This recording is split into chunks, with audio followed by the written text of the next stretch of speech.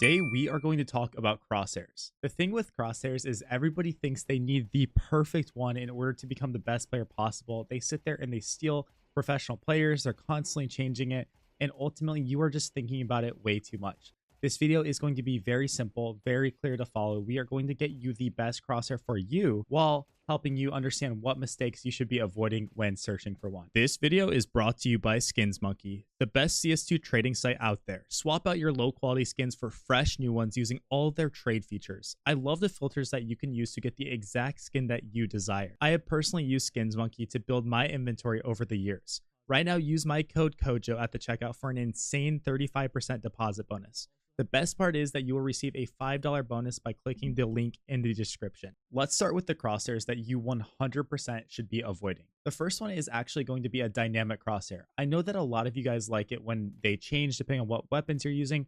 And while I don't think it's the end of the world if you use one of these, it's just another thing that is going to add unnecessary noise to your screen. It's just another thing that you're sitting there looking at, worrying about. And I just think that any distraction is going to be bad. The second thing is turn off follow recoil. It just absolutely throws off your muscle memory. When you're moving around and running, it doesn't matter anyways because your accuracy isn't going to be 100%. Follow recoil is going to add another layer of chaos into your game that is not what you need. Next, don't use giant big crosshairs. These are just going to get in your way of what you're trying to look at. Ultimately, what a crosshair should be doing for you is giving you something to look past. You want it to be a reference point. If you're focusing on that giant crosshair with very thick outlines, it's going to be so hard to actually see the enemies when they peek, especially when they're on little tiny angles. It's just going to be an absolute nightmare. And lastly, don't pick a crosshair that is going to blend into the map. This is again going to make it so hard to actually understand where your reference point is. And when enemies are peeking you, it's going to be difficult to actually spot them compared to the walls that they're peeking in front of. Now that we know what a bad crosshair looks like inside of Counter-Strike 2, how do we play with an actual good one? What are the qualities of this? Ultimately, for me, I think that the best crosshair in the game is going to be one that is small so it doesn't distract from your screen. It has a small gap so that we can still see people. Again, we're using it as a reference point. Ultimately, our crosshair should be there so that we can look past it. In these situations, I can still see where I'm shooting very clearly.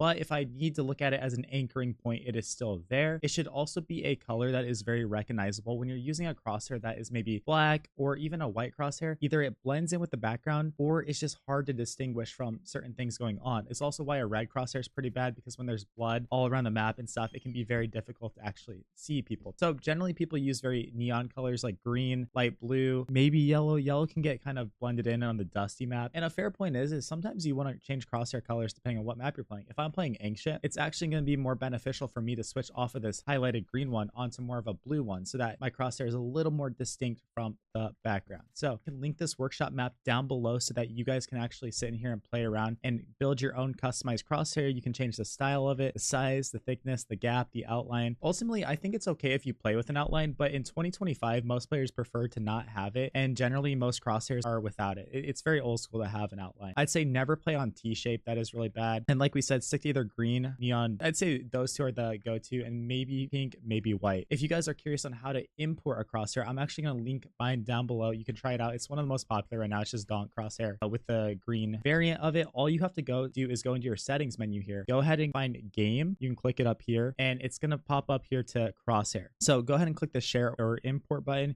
And you're literally just going to paste that code that I linked down below in here, press import, and you are good. If you ever want to share your code with somebody, you can copy your code and send it to them. They can do the same thing. And ultimately, you can come in here and mess around with stuff as well. You can add an outline to it. That's what that's going to look like. I don't like it, but a lot of players do personally use it. Your crosshair is also going to vary depending on what resolution you're using. If you're playing on native, you're going to have a, in quotes, bigger crosshair, right? Because your screen is bigger, right? Like you have a larger field of view. So your crosshair needs to be bigger in order for you to actually see it versus somebody who's playing on a very zoomed in res. They're not going to be able to manage a crosshair that takes up such a large portion. At the end of the day, your crosshair is just a tool. It's not something that's going to make or break if you push past 30,000 Premier rating or hit FPL over on Faceit. You genuinely just need to choose a crosshair and stick to it. So many players that I play with over my Twitch stream every single day on CoJoMo CS or coach individually, they just sit there and blame the fact that they didn't kill somebody because of it. This is going to lead to a lot of uncertainty, make you not confident at all. And ultimately, you're just focusing on something that you never should even really be thinking about. Like we mentioned earlier, when you're in flow state, you are not even sitting there and thinking about your crosshair. It's just the game and what's going on behind it. So while I want to make this guide for you and help you out, that is the most important piece of information you could possibly take from all of this. Thank you guys so much for watching this video. Hit that subscribe button. Shout out to all my YouTube members. I'll see you guys in the next video. Peace out. Peace out.